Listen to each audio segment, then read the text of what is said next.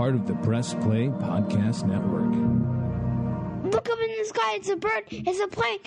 This is Jason J. Lewis, the voice of Superman on Justice League Action. This is Mark Wade, writer of Superman Worldwide, and you're listening to The Krypton Report.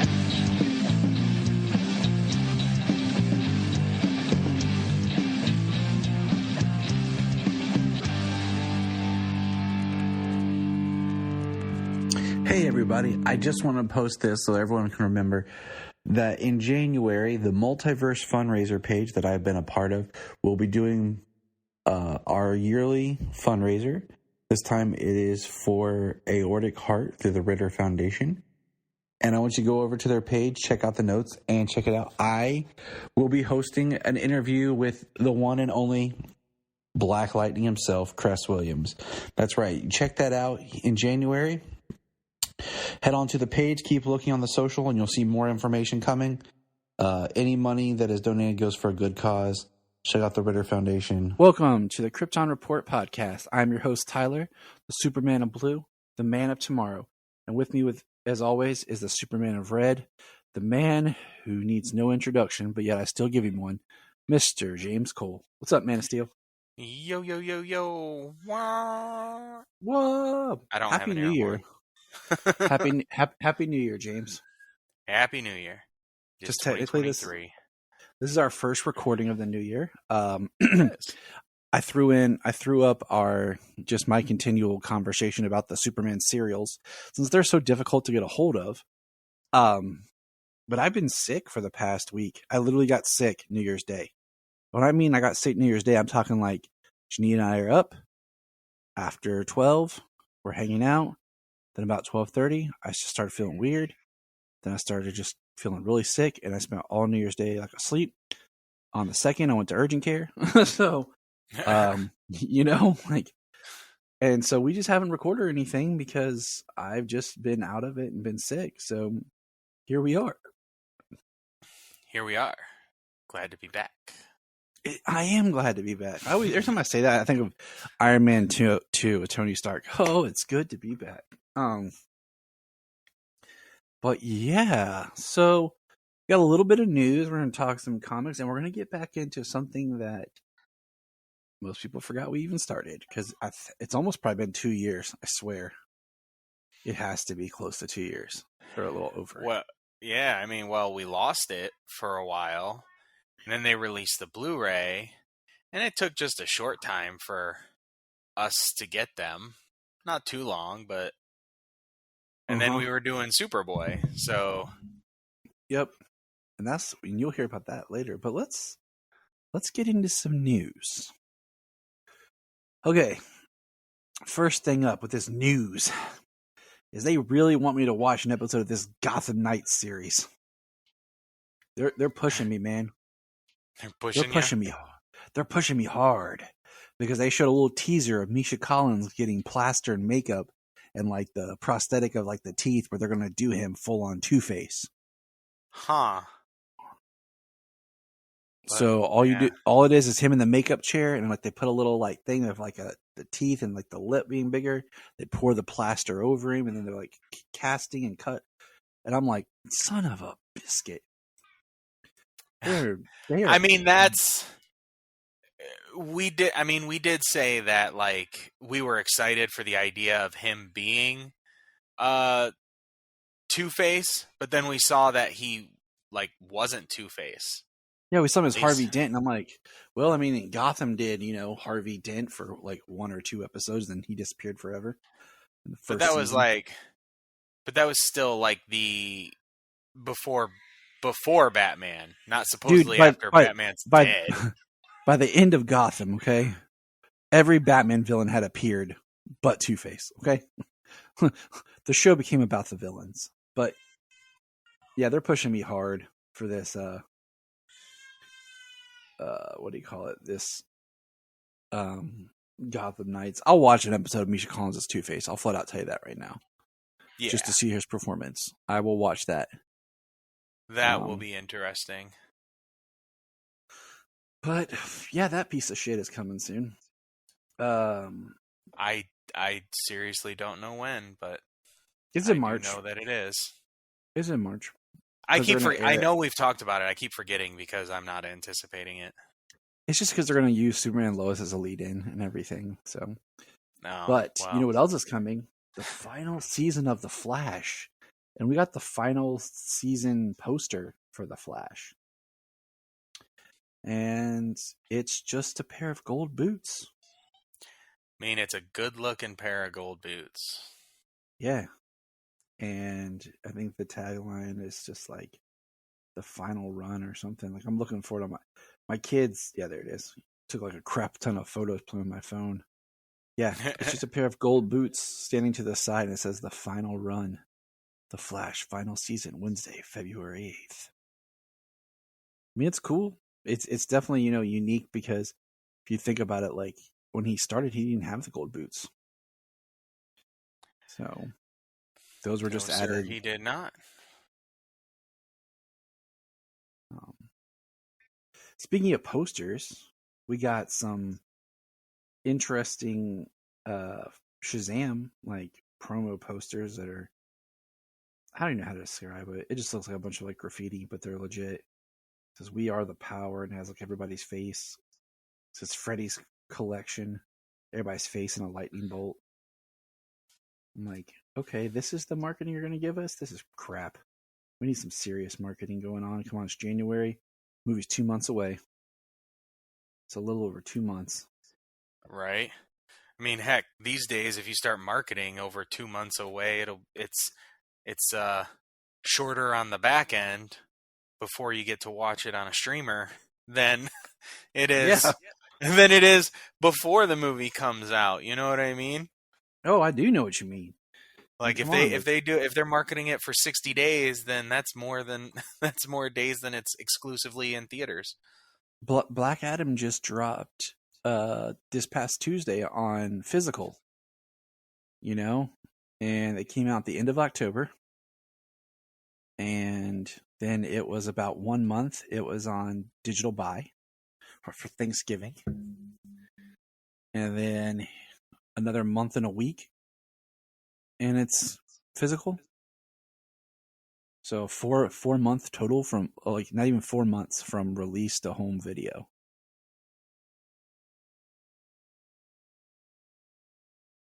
Yeah. It's crazy. Hell, not even 3 months. Yeah, because let's see. The 21st would be a month. October. November 21st. Yeah. November 21st to December 21st is 2 months. So yeah, man, that's ridiculous.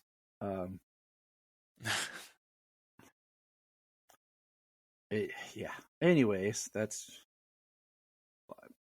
It's just crazy how fast that's gotten, because I remember waiting forever for movies to come to physical. Well, dude, when we were little, you had your initial run, then it left theaters and went to the second run movie theaters. Now, kids, second run movie theaters were theaters that were $2 a ticket. Yeah, $2 a ticket, cheaper popcorn, everything was cheaper. It was a movie theater, but it was showing movies that had been out for maybe a month and a half. And they're like things the Super Saver cinema. Heck, things that maybe have been out for 2 months, 3 months at the time, it's still around in the secondhand theater. Yeah, there's been times where there's that little period where they were just hitting to rent. While I was in the secondhand theater, and I mean, originally the model was theatrical release, second run theater, then rental, and then purchase. And then slowly rental and purchase became the same day. And then since streaming started, I can't even remember the last time. It's been over 10 years. For a long time, it was digital 2 weeks before the physical. Yeah. I will say at least 10 years, because there was a second run theater in North Carolina when Jenny and I lived there 10 years ago. We never went to it, but that is the last time I remember ever seeing anything about a second run theater. So it's just, I don't know. It's like if you don't see it opening weekend or within the first week, it's like, that's it. Might as well just wait for home release, because the next thing's coming in. And speaking of the next thing, we got a really weird. I don't even know. I did not think it was official. It just looked goofy. Poster. It's not even really a poster. It's like a promo image thing of the Flash movie, and it shows the Flash, Batman, Supergirl, and then other Flash in it. And to me, it looks like they're all like promo shots that were cropped together. It doesn't look legit, but it looks like some of the fake stuff we'd seen, or like test photos that we'd seen kind of just like put together. But if it was official, it's shoddy. Yeah, I don't think it was. I mean, I told you, anytime I look at James Gunn's, if he's sharing it or tweeting it or whatever, and because there's a couple, and I bring it up, and I'll reference this. There's been a couple things pop up of people with merchandise, like when it's starting to be released or getting ready. Like I have a picture of, it's the little figures. It's the Ultimate Batwing with the Flash and Batman toy. And it looks pretty cool. I know I'm definitely going to end up buying merch from this movie because Salman loves Batman and Sayla's in love with the Flash. So, right. I'm going to be spending some cheddar. So I saw that, and then I sent you guys like a picture of the Flash in his suit. That looks pretty cool, actually, from a toy box. It makes the helmet look a lot better. So, and I feel like that's the problem, is we've only seen these crappy images and shots of the suit, of him in the suit. And that's everybody's just, talking about it. Yeah, well, with that one image you were discussing with all of them, the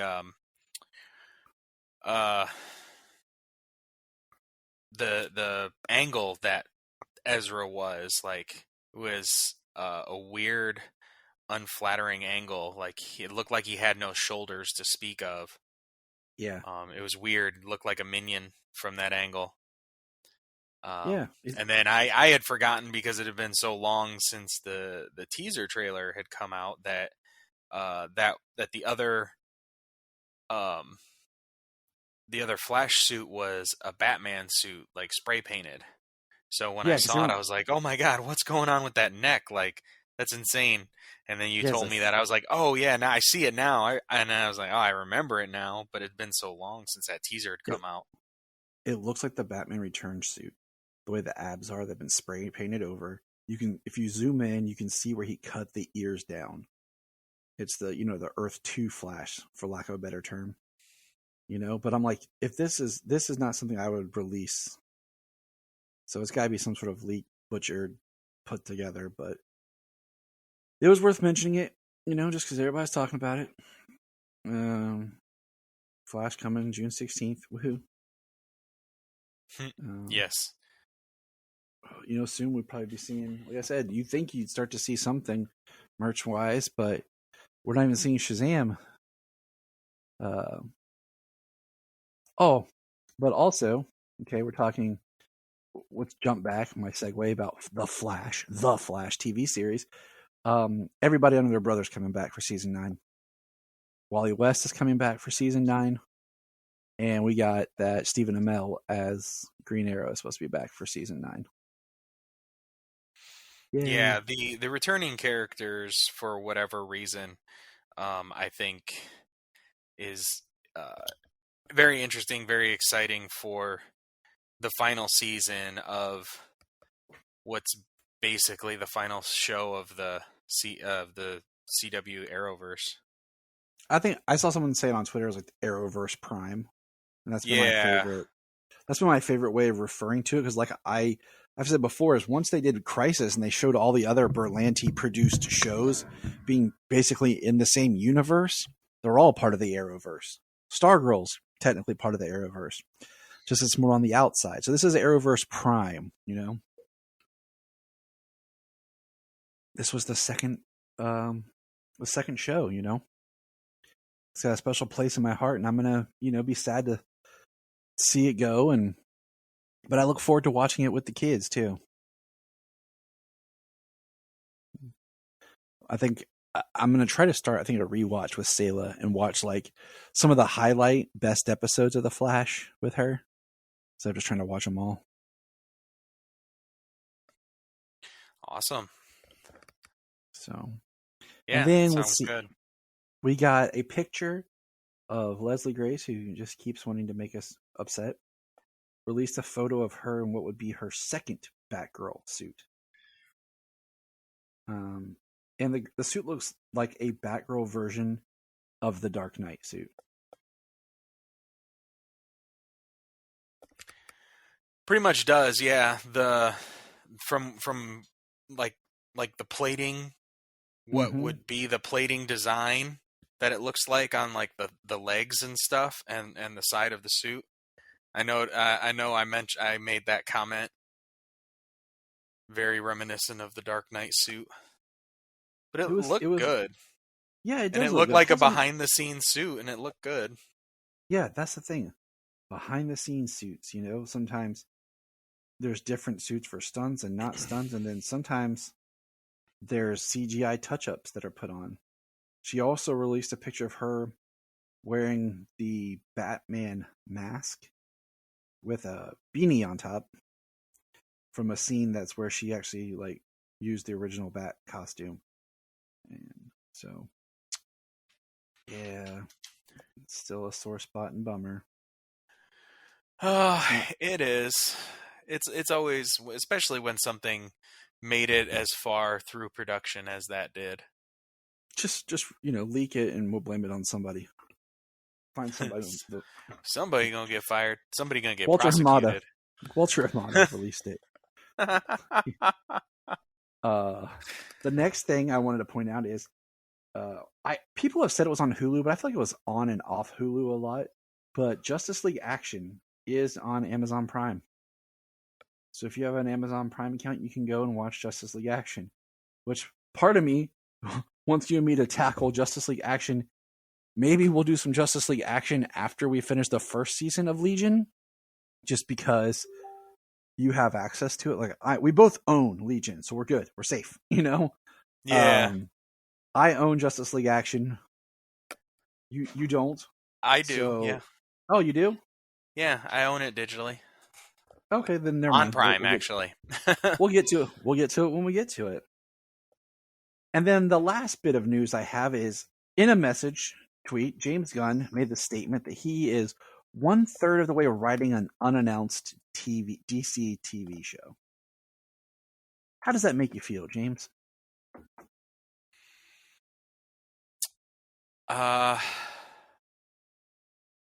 Until at this point, I've kind of just been in a holding pattern. You know what I mean? Like, I haven't delved for every ounce of news because most of it, unless it's coming from him, is just, it's been scooper stuff for months. So yeah. I don't know. I've kind of been on standby mode, waiting to see when DC Studios and James Gunn start to announce some upcoming projects. That's what I am kind of just waiting for. So the idea that he is, I mean, that's exciting, but I can't really speculate on where or how it's going to begin to go. Is it going to be something brand new that's going to be DCU? Is there going to be a separation in anything, or is it all going to be synergy? HBO Max movies. I'm at the point where so up in the air right now. I just think I think there'll be much from HBO Max. I don't think there will be like HBO Max like originals. I think if there's anything like when it comes to it, I think it'll be DCU, HBO Max, like the whole thing. Like, not that it's Disney Plus MCU content. You know what I mean? See, I don't even know if they'll do that, because I just got this feeling. Maybe not even as much. If for a little while. I don't know what the idea would be moving forward at this point. And that's why I'm just kind of in a holding pattern. I can't really get excited about like just random tweets because I'm like, it's nothing's in production. I'm waiting to see the movies that we know or that we, that are still coming that we know of. See, I'm with you. My biggest fear, okay, based on just patterns and stuff, is that while DC Universe and HBO Max was all about consolidating the DC property, I feel like Zaslav's going to start selling again. So we're going to start seeing it'll all be connected or something, but you'll have to like be on Netflix for this series, Amazon for this series, HBO for this, or it'll start to be like, well, like I told you, with the stuff that's being taken off HBO Max, I'm just expected to see it pop up on a different streamer like the next day or something. Like they're going to start selling stuff back off to make money because it seems like that's what they want to do is get out of this debt. Now, since we're talking about Gunn, James, I decided that it's been 1 year, roughly, give or take, since you did your little stint as part of the DC Extended Universe where you were the stand-in for John Cena's underwear in the scene in Peacemaker and Suicide Squad. I decided to go back and watch Peacemaker, and I binged Peacemaker because I wanted to see how does Peacemaker hold up a year later, because we're about to sometime this month, people, I swear to the Lord above, James and I are going to watch and talk about The Suicide Squad in our commentary. We've only been trying to do this for months, but sometime we will be doing this in the next month, maybe two. Yeah, I mean, we kind of plan on it, and then life happens, and then certain things we have to cover, so it just keeps getting pushed. Yeah, there's always those factors when it's a lot harder when it's rated R sometimes, because I gotta find time to watch without the kids. But so I'm thinking, okay, Peacemaker. I feel like Peacemaker 1, this is James Gunn unleashed. This is James Gunn doing James Gunn. He's writing, he's directing, he's producing. And that's okay. Okay? I look at it as he's a strong writer, but he has his own flavor. And then I think about things, of other writers and directors who have produced stuff and how there might be something that's there similar to it, because everyone's so afraid that everything that he's going to produce is going to be in his flavor. And I don't see that. I see it as him doing his stuff, and then when he produces, So I'm not super worried at the moment of him producing anything, because the guy has written other projects for other people and been a part of different things where he's not, the director, the filmmaker, the visionary. Exactly. He's written and produced other things that that don't have his style. It's kind of like, one of my favorite directors is James Wan. Okay. James Wan has been a producer and an overseer on all the Conjuring universe films, but he didn't direct all of them, and you can see where, I can see where Wan is part of this, but it's definitely not a James Wan film. Steven Spielberg, that guy, that little filmmaker, I'm talking about, that little guy. I think I've heard of him. Yeah, maybe. He was a producer on the Bayformers films. So I guess that's what we're calling them now. And the Michael Bay Transformer movies, Bayformers. Yeah, no, I gotcha. I know you did, but I was just the first time I saw that in an article where people were trying to discern, he produced those, but they're not his films. I wouldn't be like, Steven, what have you done? And those are just, some examples of just why I'm not too concerned with James Gunn being the head of a studio. It's a different hat to wear, than being the person who it's, hey, this is yours to do with. So back to Peacemaker. I think Peacemaker, it's really well written with the core, the character development, the way that you feel, the arcs and everything. It's well directed. The action is top notch and everything. But I'll be honest, I didn't laugh as much rewatching it, and it is a lot to take in binging that show. The low hanging fruit, as you had referenced it, humor before, and the obsessive repetitiveness of certain words isn't as funny when you're watching episode back to back to back to back. I can see that. It's pretty. I mean, it's funny and you enjoy it more when you're watching like every week. You're like looking forward to it, and you're like, "Oh, that's great." When you go back and you rewatch it, and you watch the whole episode, then you watch the next one, and you're like, "All right, man. Like, did you have like 5 words in your vocabulary? That's a little excessive." Some like the fart jokes and stuff like that. Like, all right, it's not playing well the second time. It's not playing connected like this. Yeah. I mean, that is what we discussed watching it the first time around was, it's very low hanging fruit, very lowest common denominator humor and stuff. But, the writing and the character development was very intelligent. So I'm just saying on a rewatch of a binge version, right? It's not that. It's just it wasn't as strong as I had hoped. I probably won't watch it again.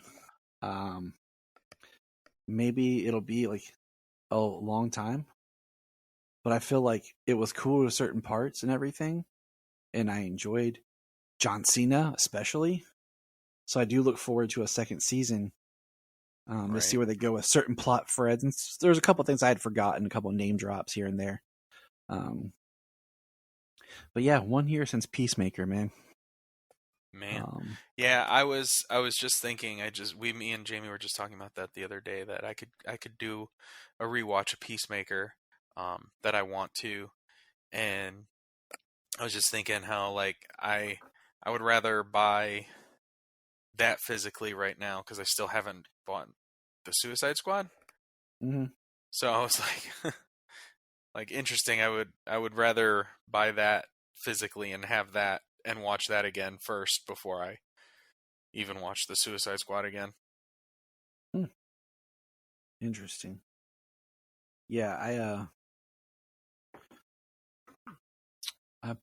bought the Suicide Squad. But you know what's funny is I bought it, but I've yet to watch my copy since I bought it. Oh, really? Yeah.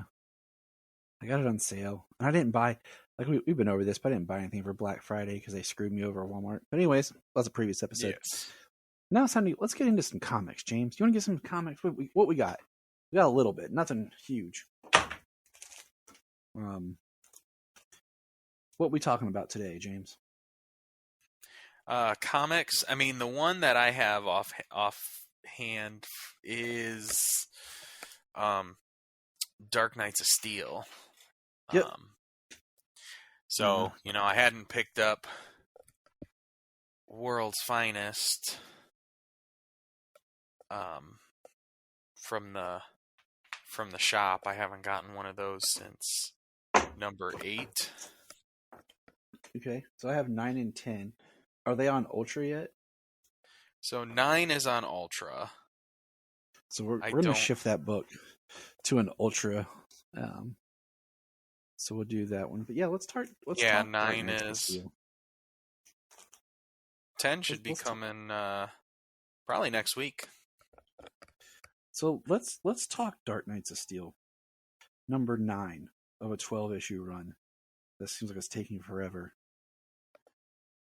You want to take there was a hiatus there in the middle after what, 6? Yeah. It seemed like there was 6 and then there was that special. This is one I might have to buy. Like I would like to own this hardbound collected edition. Yeah. Just to pop off the shelf and here, check this out. Exactly. So yeah, Dark Knights of Steel number 9. I mean, you had messaged me and you said, wow. And I was like, awesome. So I couldn't wait to get it, and I didn't get to go pick up my book, but I will. But I read it, and yeah, so good. It's just a great series with the DC universe in this old world, kings and knights and castles and all that. We open up Amazonia War. Kal-El has been imprisoned. He's tied up with magic lasso, so he can't escape, and he is being released by Cassandra, one of Batman's Robins. But she's spent a lot of time as a spy on Amazonia. She's stopped this war. Prince Kal-El, take the power of truth with you. Given the lasso of truth. He flies, and last we left this book, we had Queen Lara cut in half and kill Queen Hippolyta. Yeah, I totally forgot about that. Like, I mean, I forgot that's where we ended because I was just like, it had been a while, so I was like, yeah, all right, that's right. I was like, holy right. So she has, so she's there. Lara, you're a monster. You and Queen Laris, you brought armies here, Queen Pierce. Let there be war. We will wipe you out. And battle starts to ensue. Lara flies away. Kal-El shows up, Mother, and he gets decked. He gets hit. So right there, to me, that was another giveaway that wasn't one of the Kryptonians. Yeah, it was not who we thought it was. Yeah, because we've been seeing lots of stuff where it's not who we thought it was committing these acts. And it's really cool because, like, Kal-El crashes to the ground and says, in everyone's defense, when Kal-El fell, it truly looked like another Kryptonian was attacking. Because, I mean, like, he hits the ground and it's going to create a crater. So now Diana is queen.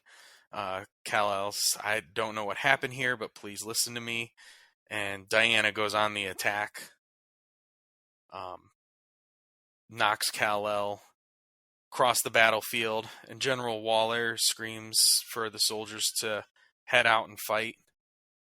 Then got the Queen Man shows up. Yeah, got Queen Pierce like creating like earthquakes. She's got earth manipulation powers. Then the Green Man shows up. The Jokerized Luthor with the power ring. That's not amalgamism for trouble. Then I don't know what is. Yeah, right.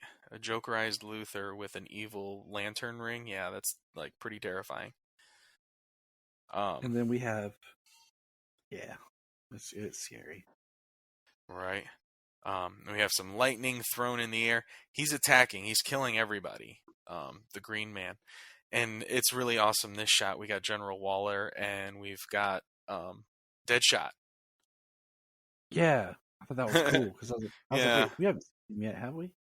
No, we haven't really met him or nothing. But it's really cool the way that in these books, like this book, like Deceased, like so everybody from the in Injustice, everybody from the DC universe is just like pulled in, whether they're just an image or being used for the story, you know? Mm-hmm. Yeah, and they draw their bows on my command, and then up comes fire, roaring, and we got Batman riding a dragon. Yeah, John Constantine is shocked. I was reading this in the car, and over my shoulder, Solomon's like, "Holy crap! Is that Batman on a dragon?" I'm like, "That's Batman on a dragon." Yeah. So it's been a while, so I couldn't remember where the dragon had come from. But I do remember there was one, but I don't remember the story details about it. Bruce, it's good to see you. You tried to kill me, brother. What, brother? So, like, Kal-El must have been being impersonated for a while. Like, it'll be interesting to see, like, if there is a time frame established where you can discern where these manipulations started to take place. That would be really cool if something like that were revealed over the next few issues. Constantine, Lois running to Constantine. Look around, nothing makes sense. Green Man turning on us. The L princes at odds. You have manipulated others for years. Surely you can recognize when it's happening to you. He says, yes, I definitely feel like I'm being conned. And we get to the dungeon, Queen Lara, King Shark talking, and she starts to incinerate the prisoners, which I thought was nuts, but I didn't think it was her at this point. You know, but it's definitely it's definitely going to anger some people just by incinerating locked up prisoners like that.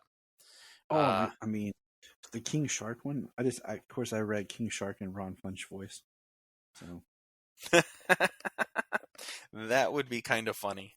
That actually didn't cross my mind. Dude, that's the only King Shark I recognize right now. Okay, right. I'm not doing. Well, I wasn't doing it in Sylvester Stallone's voice. I was just kind of doing it in like a, I don't know, a Street Shark's voice. Like a Street Shark's voice or something. I guess that makes the most sense. Right. King Oliver Shark and is Dinah. a shark. Right. Yeah. That voice. That's the one. Yeah. Oliver tells. Right. Oliver tells Dinah to aim that way, and she screams, blows open the cells, sends Lara flying, screams some more through the wall, and reveals the armory. And he says, I'm an archer. I lost an arm. How do you expect me to draw a bow? Use a crossbow. That's actually a very elegant solution. Yeah. They're very smart together. Yeah. Usually people are pretty good at writing their relationship. Yeah, it's some funny. of their snarkiness towards each other. You think that would translate well into other mediums too, right? You would think. Like, you think that'd be a great made like TV banter setup. Like you would just revel in these amazingly produced, created characters. Oh man! But we get some random tech chick. You know what? It was somebody who always wanted Chloe to end up with Clark. That's who wrote Felicity's character. That's what happened there. Yep. They open a hole in the wall. It's a whole damn war. Lara comes flying in. And then we get Lara and Lara face to face. And the rings, flee now. And Alfred says, use fire. He says, Bruce says, what? And they shoot Queen Lara with fire arrows, which I think is really awesome. Oliver running through, catching his arrow on fire and shooting the queen. Yes. But then we see the fire hurting it, like looks like flesh melting away, burning away maybe, and it's revealed it's a white Martian, but they are demons after it. And you got Zala and Zara, I think, and Kal-El chasing it, and it disappears. Where does it go? What was that? And this here we got Alfred. I'm sorry. I'm so sorry. I didn't know they were here. Alfred, what are you talking about? You know I am the last survivor of a war, Bruce. That war was not on this world. And we've got Alfred is a Martian Manhunter.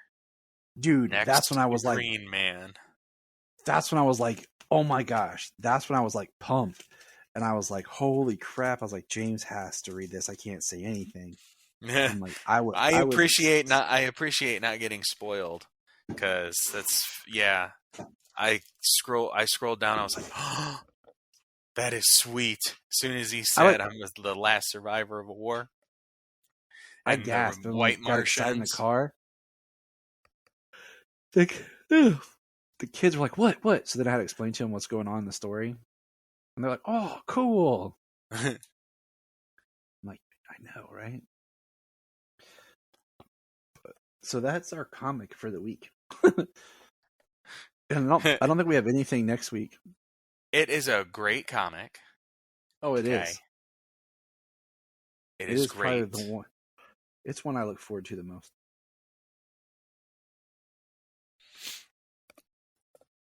But now, after a 2-year hiatus, we are going to dive back into discussing the animated series, The Legion of Superheroes. This ran in 2006, 2007, same time on like the CW, Kids WB, when Crypto and stuff was there, and it kind of just got lost in the shuffle. You know, and you think that this would have popped, with the Superman Returns and everything, but this show just never really, I think, found its footing, and some people forget it even existed.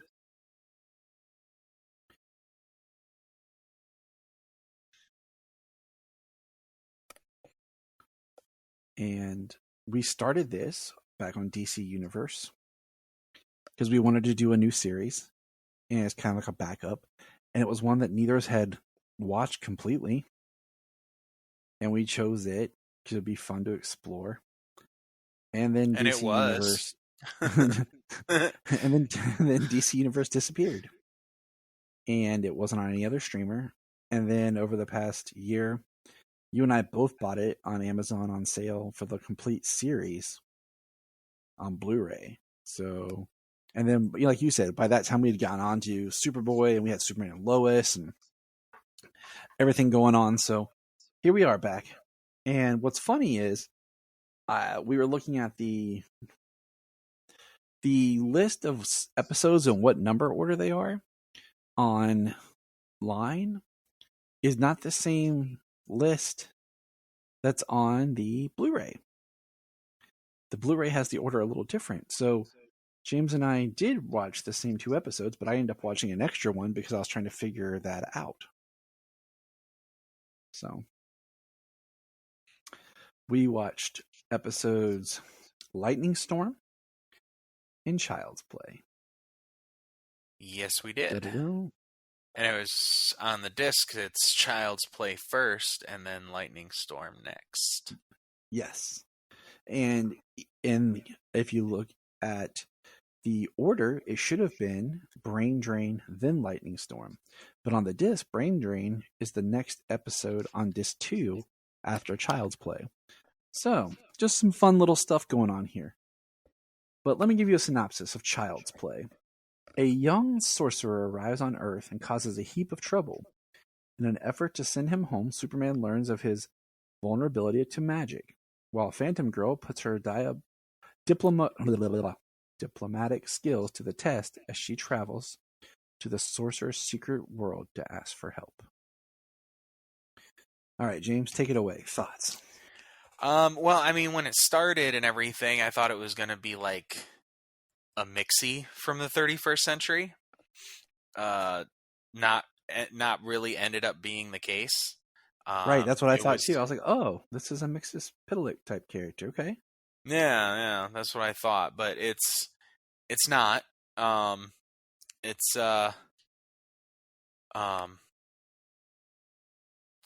There's a planet full of magic people, and they have specific rules in place. Of course, they're weird. They have I don't know, somebody, like, because Phantom Girl steps foot on the planet, they declare war. Yeah. For whatever reason, like, it's not made clear. Yeah, because she invaded their space. They're like, you invaded us, so this is a declaration of war. And she's like, what? Yeah. What I found fascinating was they represent the United Planets. I thought the whole United Planet thing was some new big thing in comics that they came up with John and everything. I think that was something from the Legion, more from the future. And I think what they did by tying John to be like the Superboy the Superman that they idolized, being that it was his idea to create the United Planets in the first place. I think that's kind of how they tied it together with the current story, with John being who he is. Okay, I mean, that makes sense. And as we've stated, I've never been a big Legion fan. I've never followed the Legion. I'm not a fan of when the Legion, like that whole, like, basically this storyline of the Legion taking Superboy into the future, training him, and then bringing him back kind of thing. It's not my thing. But we are reviewing the show, and I'm giving an open mind. So,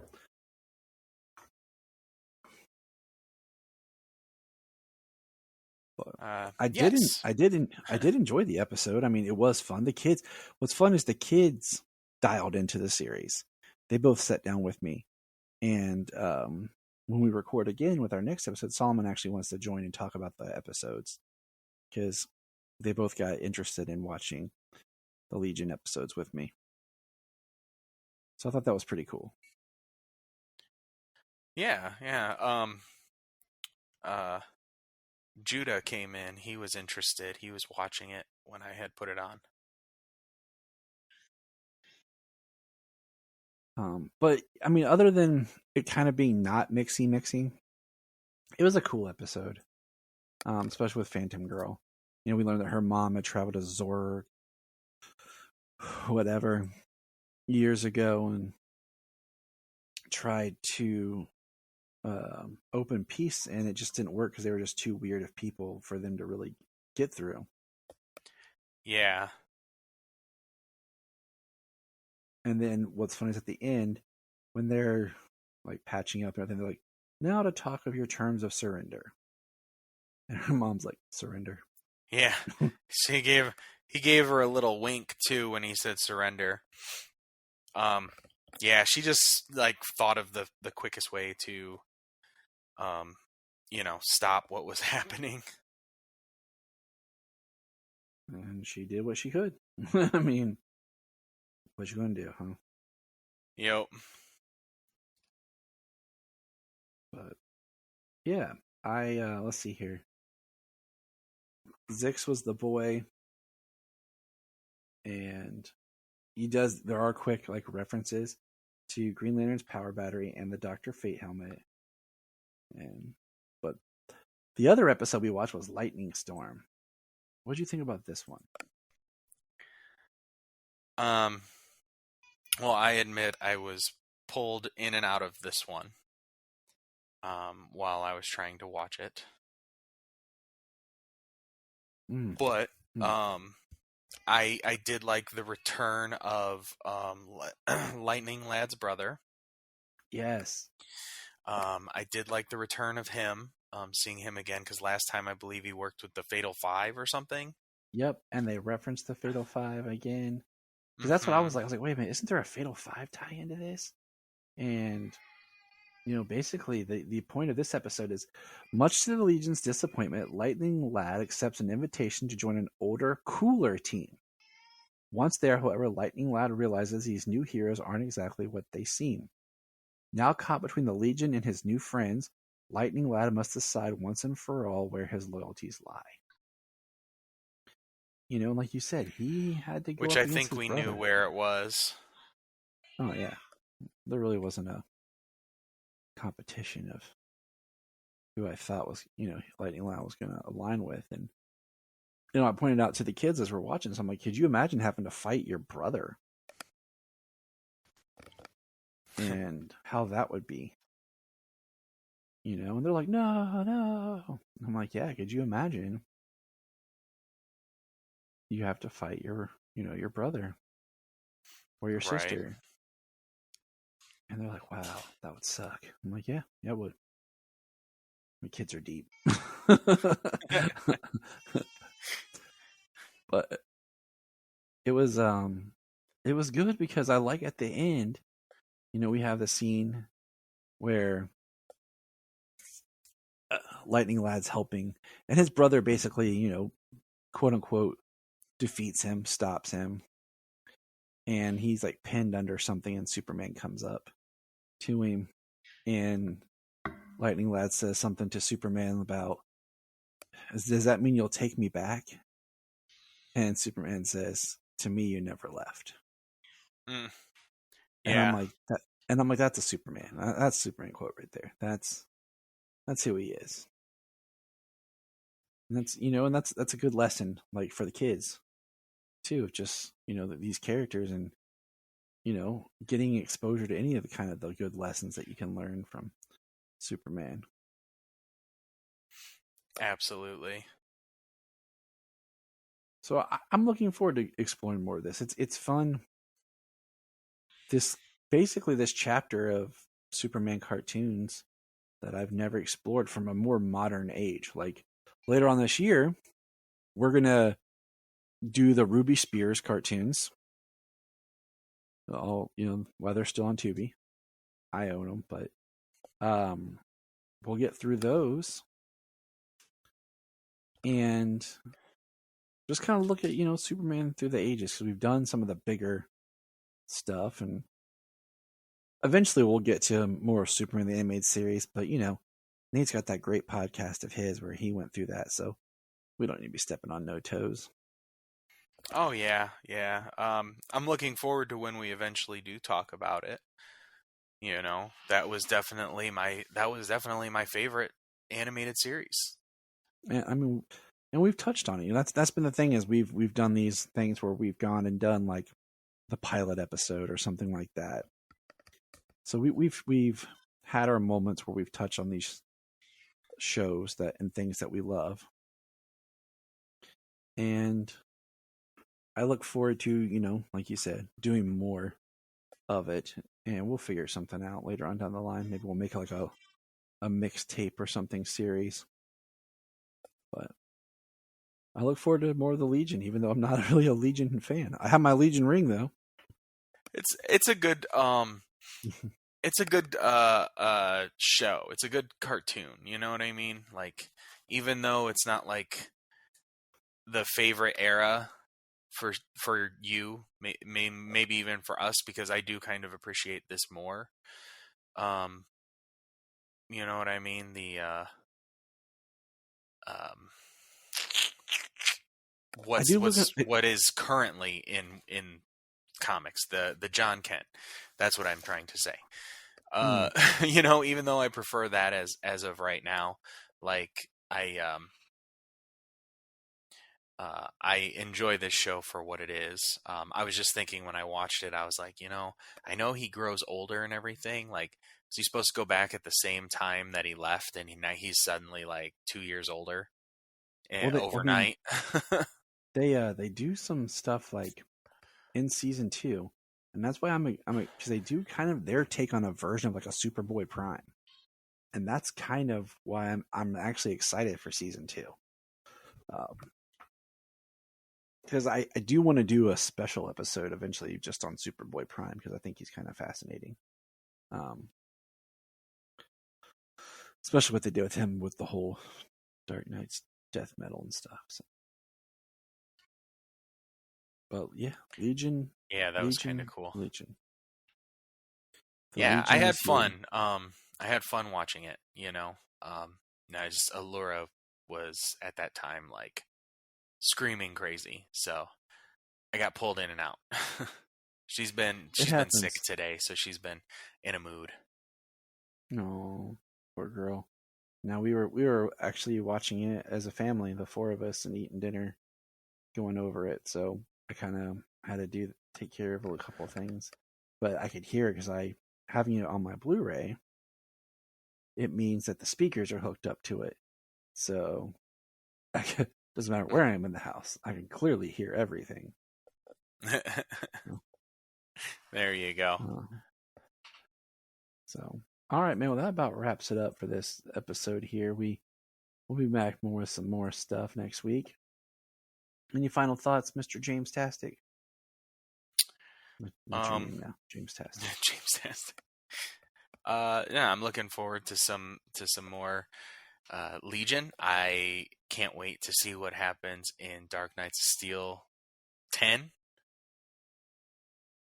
Yeah. And I kind of took a little break, not fully by choice, but just because of being busy. But I haven't read that much this year so far. Maybe like a handful of issues of different things, but be jumping back into my DC Universe Infinite Ultra and catch back up on that. I read a lot of books in 2 months, so. Well, James, it's only 8 days in. I think you're doing okay. Yeah. Well, good night, everybody, and stay safe, and remember. We're going to press pause and hear a few words from our other podcasts on Press Play Podcast Network. Hello, Brooks here with the Books with Brooks monthly book club podcast. Here's how Books with Brooks works. We read one book a month, and then we talk about it.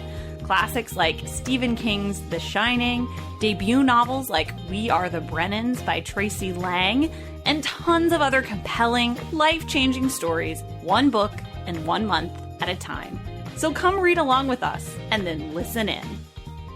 If you are like Tyler and James and can't get enough Super Talk, check out these other podcasts.